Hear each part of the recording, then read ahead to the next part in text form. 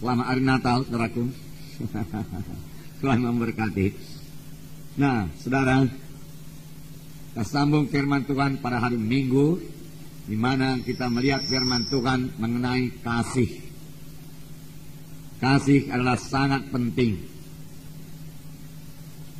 Dalam 1 Korintus 13 ayat 13 dikatakan, saya membaca lagi. Demikianlah tinggal ketiga hal ini, yaitu iman dan pengharapan dan kasih. Dan yang paling besar diantaranya ialah kasih. Iman memang penting, saudaraku. Firman Tuhan berkata tanpa iman mustahil. Semua kita harus punya iman. Kemudian pengharapan juga penting. Karena tanpa pengharapan iman kita tidak bekerja.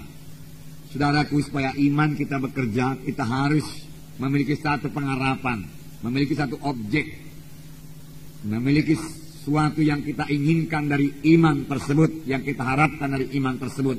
Itulah dia pengharapan. Namun firman Tuhan berkata, yang terbesar adalah kasih. Mengapa yang terbesar adalah kasih? Dalam 1 Korintus 13 ini juga dikatakan, mulai ayat 8 saya bacakan kepada saudara, kasih tidak berkesudahan. Jadi kasih itu sampai ke sorga. Kemudian dikatakan nubuat akan berakhir, bahasa roh akan berhenti, pengetahuan akan lenyap. Sebab pengetahuan kita tidak lengkap dan nubuat kita tidak sempurna. Tetapi jika yang sempurna tiba, maka yang tidak sempurna itu akan lenyap. Kasih tidak berkesudahan. Kasih selama-lamanya sampai di sorga. Bahkan firman Tuhan berkata, Allah itu kasih adanya. Patut sekali saudara, setiap anak Tuhan memiliki kasih. Dan pada hari Minggu kita mendengarkan firman Tuhan, bahwasanya kasih itu saudaraku berkembang. Kasih itu bertumbuh. Sebab kasih adalah buah Roh Kudus. Kita mengetahui satu buah itu saudaraku bisa bertambah besar. Satu buah itu bisa berkembang. Demikian kasih kita saudaraku bisa bertambah, bisa bertumbuh. Dan memang seharusnya demikian bagi setiap anak-anak Tuhan. Kasih itu harus bertambah, kasih itu harus bertumbuh.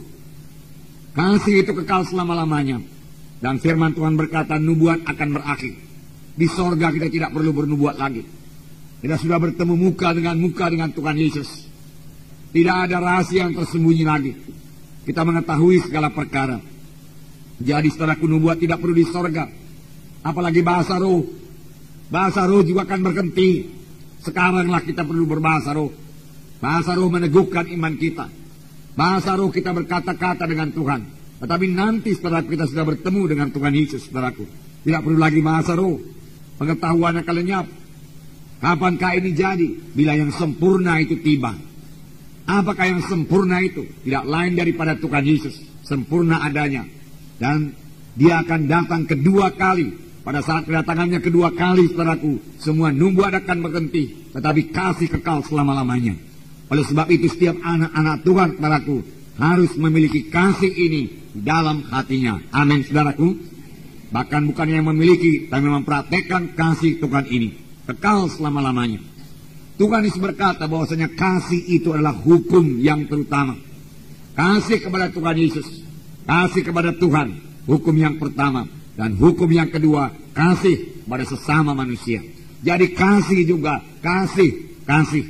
Nah, saya membacakan kepada saudara Matius 22 ayat 36 sampai 40. Matius 22 ayat 36 sampai 40. Ayat 36, Guru, hukum manakah yang terutama dalam hukum Taurat? Jawab Yesus kepadanya, kasihilah Tuhan Allahmu dengan segenap hatimu, dengan segenap jiwamu, dan dengan segenap akal budimu. Itulah hukum yang terutama dan yang pertama. Dan hukum yang kedua, sama dengan itu ialah, kasihilah samamu manusia seperti dirimu sendiri. Dan pada kedua hukum inilah tergantung seluruh hukum Taurat dan kitab para nabi.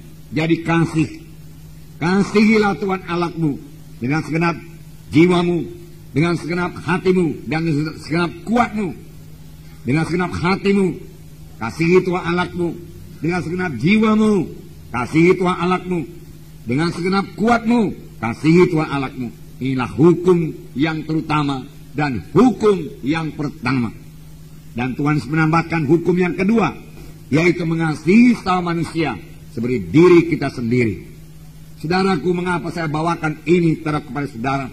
Karena pada hari Natal kita, saudaraku, memberitakan kasih Tuhan yang begitu besar pada kita manusia yang berdosa ini. Kita terhilang, kita yang seharusnya dihukum dalam neraka yang kekal. Karena semua kita telah berdosa dan telah kehilangan kemuliaan Allah. Tetapi Yesus telah datang. Karena Yesus mengasihi kita. Tidaklah ia gemar seorang pun binasa, tetapi ia mau supaya sekaliannya sampai kepada pertobatan. Itu sebabnya Yesus datang menebus kita.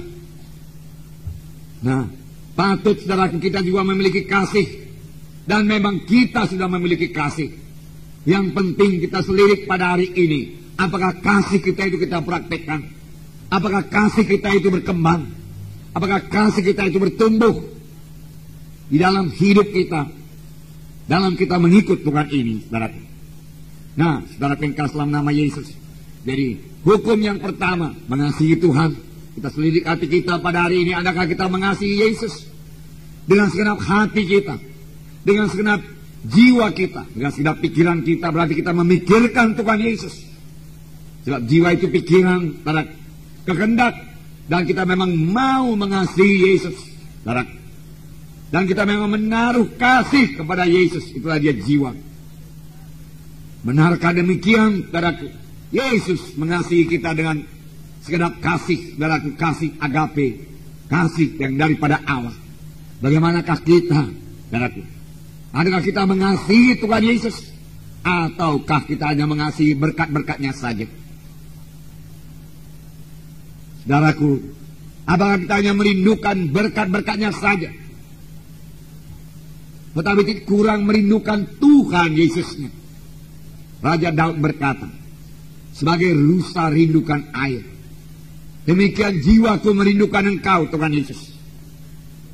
Dia rindu Tuhan Yesusnya, bukan berkat-berkatnya. Berkat-berkat yang diberikan Tuhan Yesus, saudaraku, tidak cukup, saudaraku, kepada Daud. Tetapi jiwanya haus akan Tuhan. Jiwanya merindukan Tuhan.